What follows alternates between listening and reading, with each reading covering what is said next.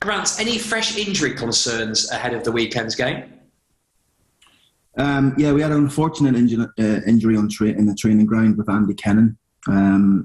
He's going to miss probably the next 2 or 3 weeks, unfortunately. Just went over his ankle in training, and the scans came back with a bit of ligament damage there. But apart from that, nothing new from the Everton game. What is the latest on Louis Coyle and Alfie Jones? How far away are those two from a return to action?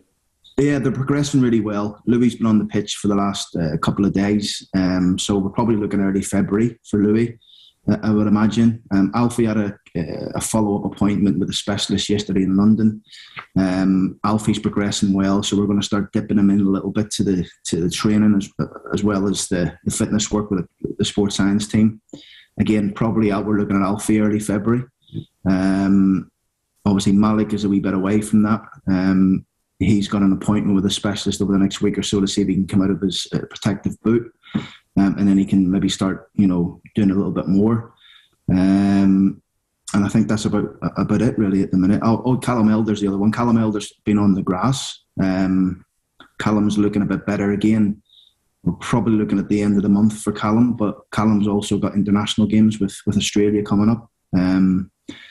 So I'm sure he's hoping he can get ready for those as well as the games for us. But yeah, they're progressing well, but they're still a little bit away from playing, obviously, any of these games in this month, I would say. One player who has now left the club is Josh Mcginnis. What was the thinking behind letting Josh leave to Wigan? And what would you like to say in tribute to Josh for his contribution over the last 2.5 years?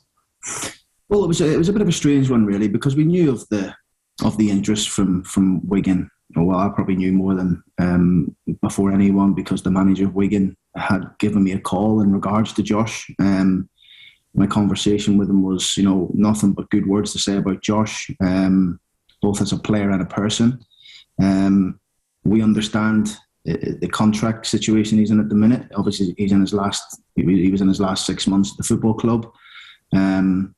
Josh is from that area, around Wigan, and his family are based there.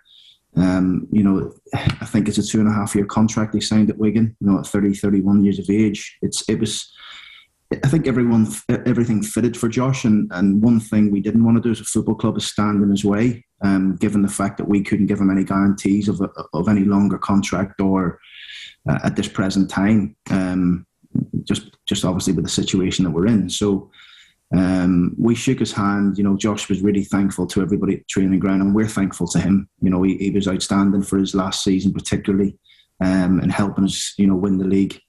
His goals, his contribution, his overall personality around the training ground will be missed. His loud voice and his character, it'll definitely be missed around the training ground. But we wish him well, and we wish him well, and hope it goes on and has a successful time at Wigan. On the subject of forwards, Tyler Smith got his first goal for Hull City against Everton. What will that do for his confidence? I think it'll be great for Tyler. I think he's been knocking on the door every time he's played. He's had big chances in games. Like I said, after the game against Everton, usually Tyler would take those. But he's still a young lad, and an extent that, a run in the team would be good for him as well. And Tyler will be hoping that can happen. So I was pleased for him. It was a really good header as well. And I thought he was excellent in the game, in terms of some of his movements and how he got a hold of the ball, him and Tom. And, we're hoping for a wee bit more of the same.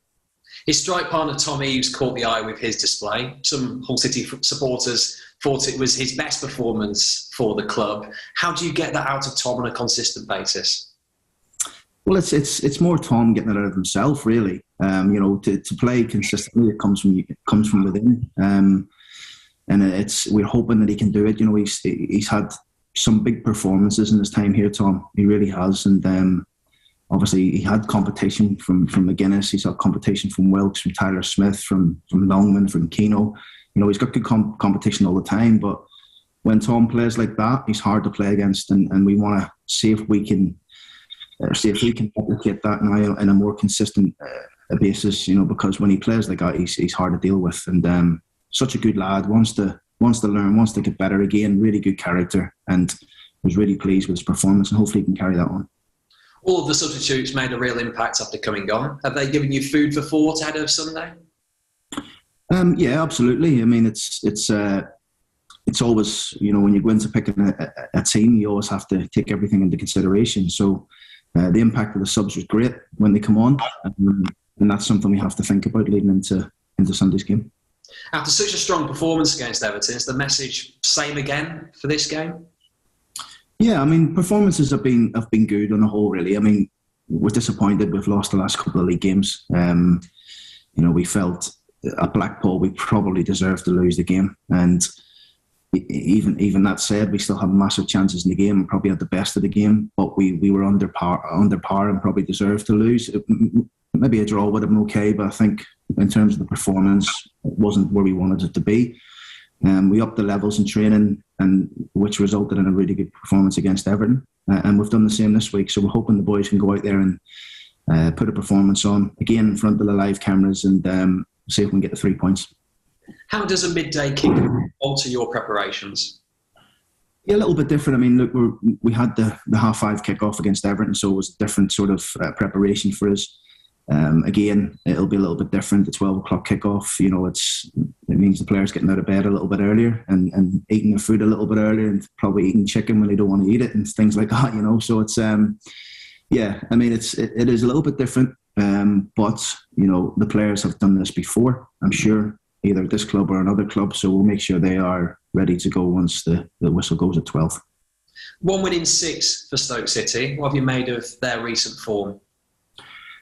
They've got a lot of injuries, and Michael's done a really good job there since he's gone there, and particularly this season. They look a strong outfit. We've seen that in the home game.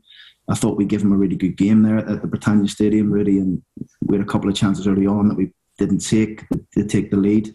But over the last few games, they seem to pick up a few injuries and chopping and changing the team a little bit. But still, whoever takes the pitch for Stoke, they're good players.